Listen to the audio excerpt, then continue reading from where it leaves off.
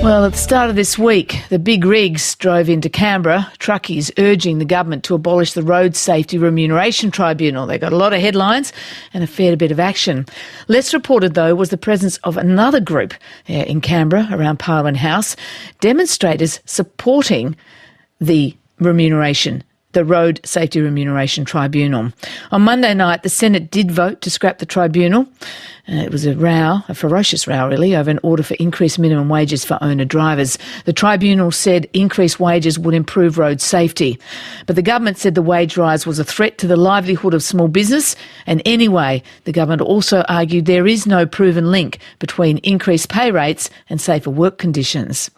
Well, relatives of the victims of accidents involving heavy vehicles, along with unions and road safety experts, beg to differ. And after this week's protest, they're vowing to keep up the fight for tighter regulation. Marina Freri reports. I'm devastated. We're devastated because this tribunal was set up for road safety. And where's the road safety going to come from now? Adelaide resident Sue Posnakidis is one of the protesters who this week travelled to Canberra as the Senate voted to abolish the Road Safety Remuneration Tribunal. What motivated her is a personal story. In 2010, Sue Posnakidis lost her brother after he was hit by a semi-trailer. John, himself a truck driver, was waiting for assistance for his broken-down truck. John was coming down on a trip. He broke down on the side of the freeway in Adelaide. He had stayed there all night. The next morning, he got out of his bunk, out of the truck, and went and stood near a bus stop. At that moment, a truck coming down the freeway, the guy lost control because of his inexperience. He had had a 5-hour break in 27 hours. His truck, he had no trailer brakes, so he couldn't control his truck.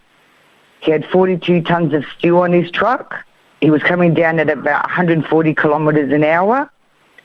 He went through the bus stop where my brother was standing. This week, the Senate voted to scrap the Road Safety Remuneration Tribunal, after the government argued the abolition would save thousands of small businesses. The independent tribunal had ordered an increase to minimum payment for owner drivers that would bring them in line with the rates paid by large fleets. The tribunal said that increasing pay rates would result in better road safety by lifting the economic pressure that pushes some drivers to stay on the road for longer hours, ultimately increasing the risk of an accident. Reviewing the work done by the tribunal, a government report published in 2015 stated that heavy vehicles crashes were caused by a variety of factors. Research consistently highlights speeding and fatigue in the road transport industry as major factors impacting on road safety outcomes. The government review of the Road Safety Remuneration Tribunal also argues that there is no clear link between higher payments and greater road safety. Although a number of studies have found a statistically significant link between remuneration and road safety, evidence as to the extent and nature of this relationship varies substantially, is limited in size, focuses on employee drivers, and largely uses international data sets. Last year, Dr. Jason Thompson from the University of Melbourne published a study that explored the relationship between payment structures, fatigue, and crash risk in the national transport industry. We created some micro-simulation and microeconomic models, and this was really in response to, I suppose, what is a really confusing area, and we've perhaps seen that in the last couple of weeks. His study looks at how truck drivers are paid and whether different payment methods may influence road safety. The payment system that exists for owner drivers is generally they can be paid per kilometre, they can be paid per trip, or they can be paid in flat rate or hourly rates. And so the per trip and per kilometre rates are designed to incentivise more driving. Dr. Thompson says he spoke with hundreds of truck drivers and says that those who were paid per kilometre or per trip exhibited what he calls fatigue-related driving behaviour. So they tended to drive for longer hours, they tended to take less rest breaks, they tended to take more caffeine and, on occasion, amphetamines in order to help them stay awake while they were driving. But in an interview on Breakfast, Workplace Relations Minister Michaelia Cash reiterated that the increased pay rates ordered by the Road Safety Remuneration Tribunal wouldn't improve safety conditions on our roads.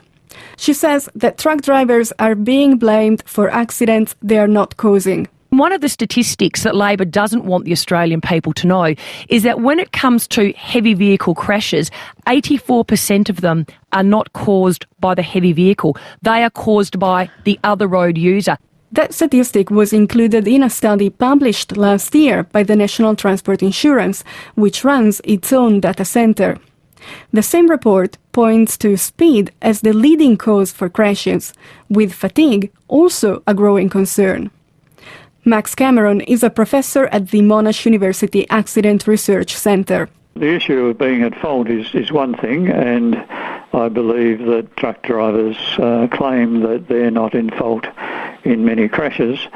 But in the case of a fatal crash, it's the truck driver who survives and not the drivers of the other cars.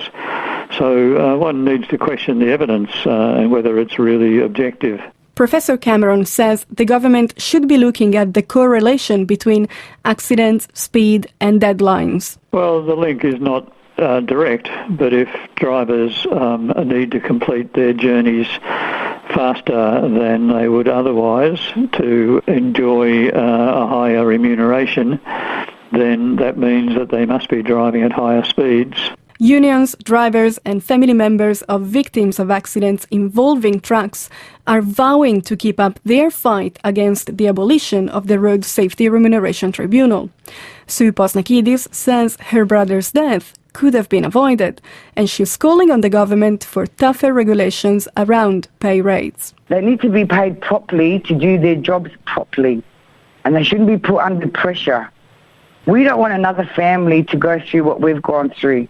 It's been now 5 years for my brother, and it's still so raw. And every time there is a truck fatality, we feel it. Sue Posnakidis ending that report by Marina Freri. And the Minister, Michaelia Cash, told us this week that the federal government will now redirect more than $4 million a year, that was the funding for the tribunal, to the National Heavy Vehicle Regulator to ensure better safety on our roads.